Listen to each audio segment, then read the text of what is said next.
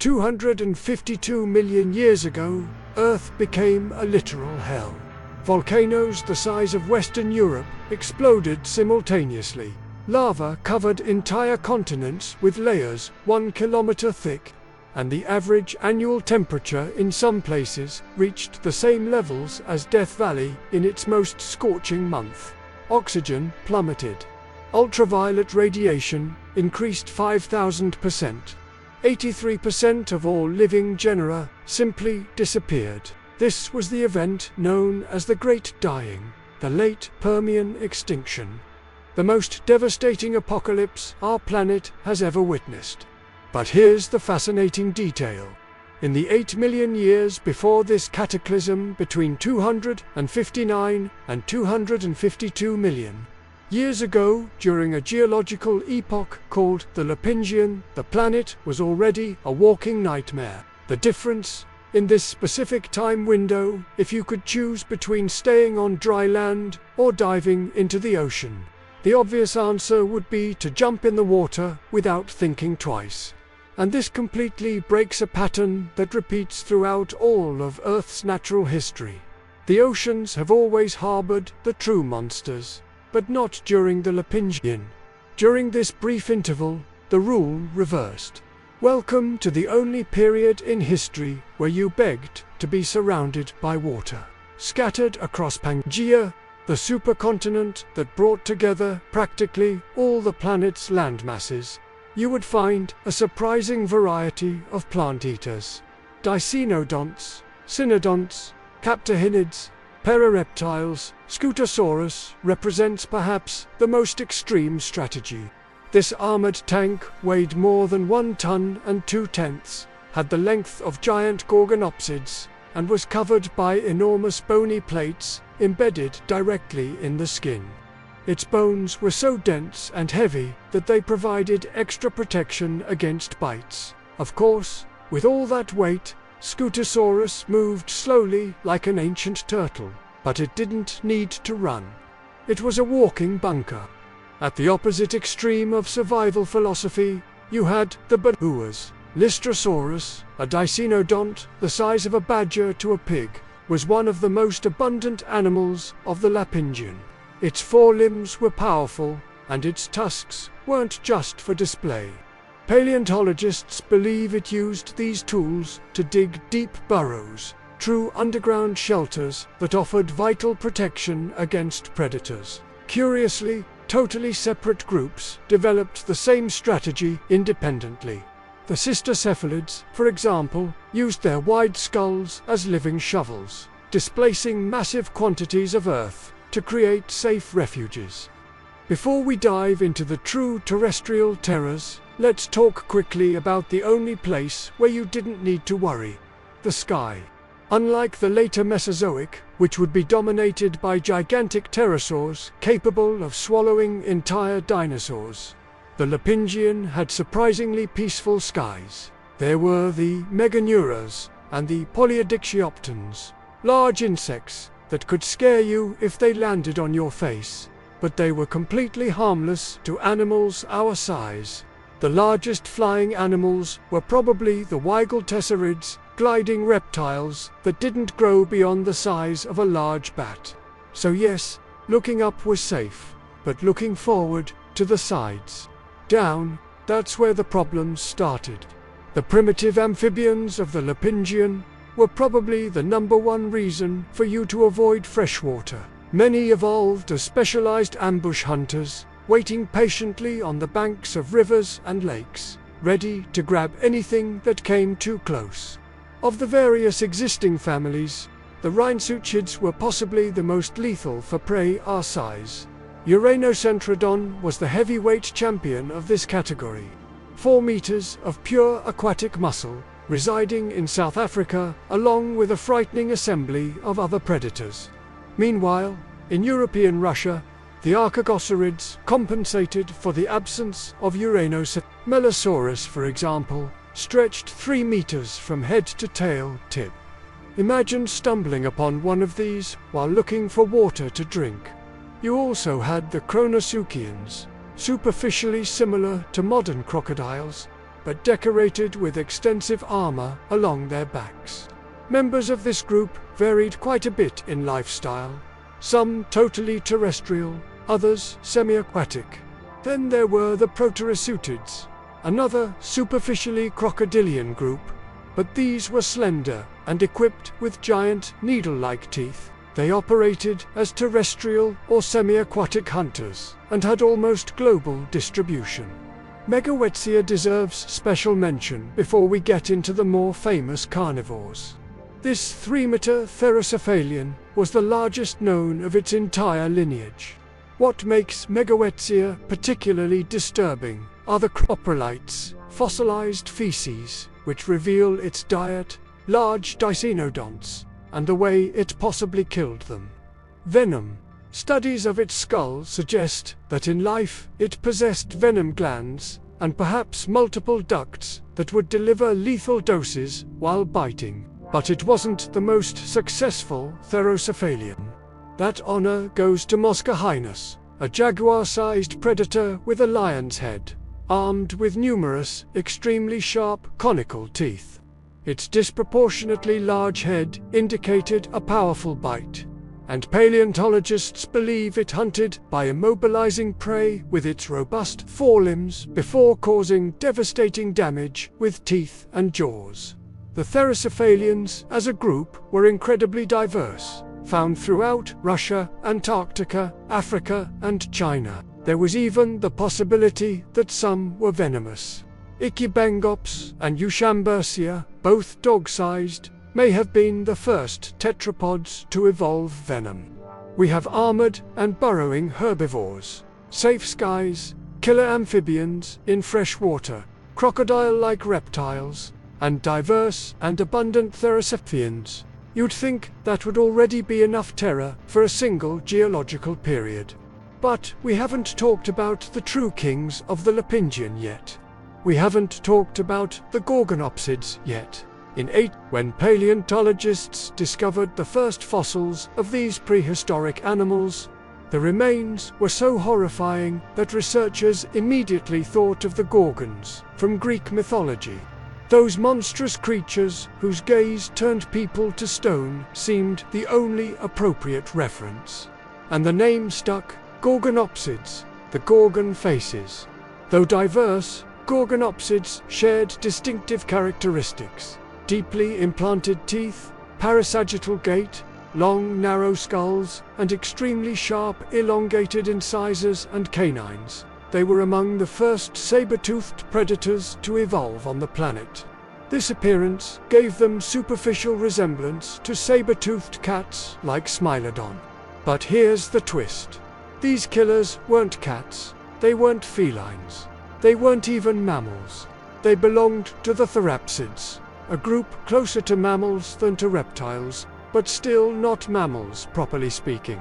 Gorgonopsids had existed for considerable time, having emerged 265 million years ago during the Middle Permian. At that time, they were tiny, no larger than a person's foot, forced to hunt small theropsids and reptiles. But as generations passed and new genera evolved, they kept growing. This growth accelerated dramatically during the late Permian, especially after the Capetanian extinction eliminated the Dinocephalians, the old rulers of Earth. With the Dinocephalians out of the way, the Gorgonopsids exploded in size and diversity. In South Africa, an entire subfamily of giant Gorgonopsids had evolved independently. The Rubid, while one specific genus we'll discuss shortly was the largest individual Gorgonopsid, the Rubidgeon, were on average the largest family. They were distinguished by robust skulls, frequent tooth replacement, and deeply serrated teeth that probably cut even better than those of other Gorgonopsids. Rubergia atrox perfectly exemplifies this subfamily. Residing in what is now South Africa and Tanzania, it sometimes grew to 3 meters in length. That size alone already made it an apex predator. But its skull was the true horror show. It occupied more than 15% of the total body length. Recovered skulls were extremely thick and showed bony protuberances, indicating that this predator was built to bite and grasp large and powerful prey. Evidence suggests it routinely coexisted with other members of its subfamily. 9 genera in total, all ranging from medium to large size. And here it gets even more complicated. We now know that Rubigear probably coexisted with another giant Gorgonopsid in Austransevia. Both had a presence in South Africa during the late Permian. With similar sizes and similar body constructions, they most likely shared the same predatory niche, leading to frequent conflicts. Imagine two of the largest terrestrial predators of the period fighting over territory and prey. The result would be pure carnage. Austransevia deserves special attention because it wasn't just the largest of its species, but the largest terrestrial predator of the entire late Permian. Exceptionally preserved remains suggest that adults exceeded 3.5 meters in length, weighing more than 450 kilograms. This puts them at the size of large bears, though average individuals were more comparable to tigers. But it wasn't just the size that impressed. Austransevia had a unique physical construction, with long and extremely robust limbs, making it both durable and surprisingly fast, allowing it to outpace medium to large herbivores with frightening ease. Once captured, prey faced a horrible fate. Austransevia possessed oversized upper canines reaching 15 centimeters in length, placing them among the largest teeth in non-mammalian therapsids. These weapons were curved and finely serrated, cutting flesh with ease, causing massive blood loss and catastrophic damage to vital organs. Austransevia was also extremely adaptable, achieving a wide geographical distribution, including parts of current Africa, Asia, and European Russia. So, recapping, you have giant amphibians lurking in fresh water, crocodile-like reptiles both on land and in water, diverse therocephalians, including possibly the first venomous tetrapods, and multiple species of gorgonopsids, completely dominating terrestrial ecosystems. This was truly the planet of the gorgonopsids. Their overwhelming presence on dry land made water definitely the safer choice. And speaking of water, let's finally discuss the oceans of the Lapingian Panthalassa. The superocean that stretched west of Pangaea occupied more than 60% of Earth's surface. It was twice the size of the current Pacific Ocean.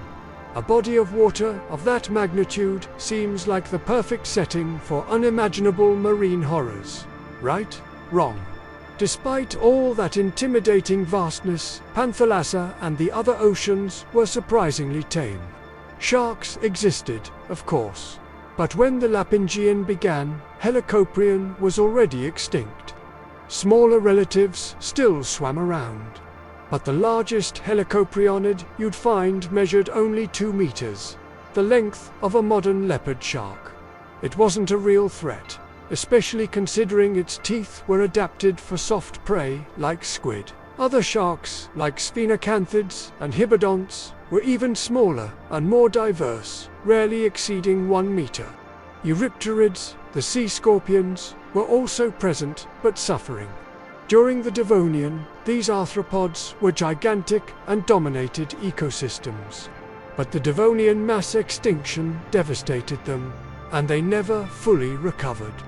In the Lapingian, only 2 genera survived, neither large nor apex predators. Practically all marine groups were in decline, mainly because of the Capetanian extinction that had occurred only 2 million years before. The underwater scenario of the late Permian must seem boring now, and that's precisely the point. This aquatic monotony was a welcome relief compared to the terrestrial hell. During the Lapingian, the very concept of a day had a different meaning. The moon orbited closer to Earth, making each rotation last only 22 hours. And the geography, completely unrecognizable. Practically all landmass was stuck together in Pangaea, the supercontinent that united Africa, the Americas, Antarctica, India, Australia, and pieces of Europe in a colossal continuous block. Estimates suggest an average temperature of 35 degrees Celsius, making the planet twice as hot as today. This oppressive heat contributed to severe aridity tormenting the supercontinent, resulting in absolutely massive deserts near the equator where life was scarce. To make it worse, to the north you had the Central Pangaean Mountains, an extensive mountain range traversing the entire horizontal length of the continent, creating areas prone to severe droughts. And the most insane part, this nightmare climate was relatively domesticated for the late Permian. Because if you stuck around until approximately 252 million years ago, you'd witness Earth transform into an apocalyptic desert. We return to the beginning of our story, the Great Dying. The trigger was probably the eruption of the Siberian Traps, a region of volcanic rock in Siberia the size of Western Europe. These eruptions have no parallel in human history. They decimated the entire planet. Lava flows reached 1 kilometer thick. Unimaginable quantities of carbon dioxide and sulfur were expelled, heating the surface even more. The constant expulsion of various gases led to a drastic drop in oxygen, causing numerous hypoxia events. Some studies report that volcanic eruptions significantly damaged the ozone layer, possibly increasing ultraviolet radiation by more than 5,000% in certain regions. 57% of all biological families disappeared. 83% of genera went extinct. The KT extinction, which killed the dinosaurs and is much more famous, only eliminated 17% of biological families. The Great Dying was on a completely different scale. And despite how terrible things got on land, aquatic life suffered even more due to increased temperatures and ocean acidification. But here's the final twist. The last irony of this whole story. If you dove during this apocalypse, you wouldn't burn to ashes. You might even enjoy it, considering marine temperatures during the event were probably those of a jacuzzi. Just one more reason why you'd prefer to be in the water during this time than on land. The Lapingian was a unique period, a bizarre window in history where all the normal rules were inverted. The oceans, normally the domain of prehistoric nightmares, offered relative refuge. The land, usually the safe home, transformed into a killing field dominated by saber-toothed theropsids, giant amphibians lurking in the shadows, and a climate that actively tried to kill everything. And then, at the end, came the final blow. Volcanic eruptions transforming the entire planet into a primitive version of hell. Here at Aquaria Extenta, we continue exploring these fascinating stories of ancestral oceans and the creatures that lived in them. If you enjoyed diving into this period where preferring the sea was the obvious choice, don't forget to leave your like and subscribe to the channel. We have many more expeditions through the history of marine life waiting for you. Until the next dive into the depths of time.